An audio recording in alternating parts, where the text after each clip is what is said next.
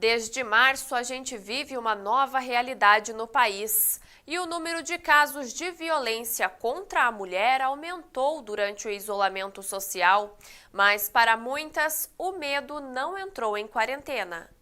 Restrição de locomoção por risco de contrair uma doença, insegurança financeira, necessidade de convivência em uma relação que já não era respeitosa e igualitária.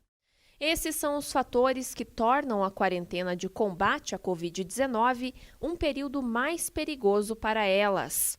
Para muitas mulheres, o medo não entrou em quarentena e o isolamento não protege do perigo que mora em casa, embaixo do mesmo teto. Essa vítima estava em um relacionamento abusivo há meses e depois da primeira agressão, a receita do desrespeito sempre foi a mesma. Como ele tinha me machucado, eu falei pra ele que eu precisava ir pra UPA porque eu tava com muita dor. Daí da UPA me levaram pra maternidade. Só que daí grávida não estava, só que eu tinha apanhado bastante. E de lá eu contei pra médica. E de lá elas me trouxeram de ambulância. E os seus filhos presenciavam essas violências? Sim, teve um dia que ele pegou, eu tava assim, não mate a mamãe, papai, não mate a mamãe. E era só, aí apertado o meu pescoço e chute na barriga, tudo. Daí passei por ML, tudo. Daí depois eu conversei com as meninas do CREAS, daí elas começaram a me ajudar. Com o apoio de uma rede de proteção à mulher criada em Colombo pela Secretaria de Assistência Social, essa outra vítima relata como conseguiu sair de casa e levar a denúncia adiante. Eu conheci devido a uma necessidade que eu tive, né, na questão de família mesmo, né, que o meu ex-esposo estava com a cabeça muito tribulada e aí ele estava muito obsessivo.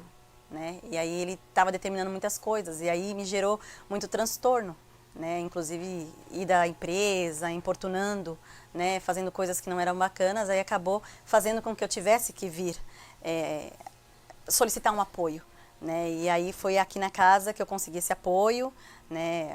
As orientações que realmente eu precisava, o acolhimento que realmente eu necessitava naquele momento, né? As orientações devidas para eu poder seguir a minha vida. Histórias de terror como essas, infelizmente, não têm hora para acontecer. No Paraná, entre os dias 16 de março e 16 de abril deste ano, foram registrados cerca de 11.034 boletins de ocorrência, relatando casos de violência contra a mulher. Esse isolamento social, numa sociedade como a nossa, que já convive com o problema da violência contra as mulheres e violência também contra as pessoas em situação de vulnerabilidade. Essa situação de isolamento acabou agravando a situação, a consequência de uma forma geral, por diversos motivos. O principal deles talvez seja que as pessoas em isolamento acabaram ficando mais ansiosas, mais intolerantes, acabaram também sendo influenciadas por outros fatores, inclusive o fantasma do desemprego e consequência a questão da piora da condição de vida. E o isolamento entre as pessoas acabou então gerando a consequência de mais violência. E uma violência agravada, né, focando agora na questão das mulheres, uma violência agravada ainda mais pela dificuldade que as pessoas se viram em pedir ajuda, gerando o que nós chamamos no direito penal e no direito processual penal a questão da cifra negra, ou seja, situações que elas não são levadas ao conhecimento das autoridades para que as autoridades possam tomar as medidas cabíveis. Inclusive, e a das mais importantes, é a questão do distanciamento do agressor, né? As medidas cautelares, as medidas protetivas. O Colombo News fica por aqui.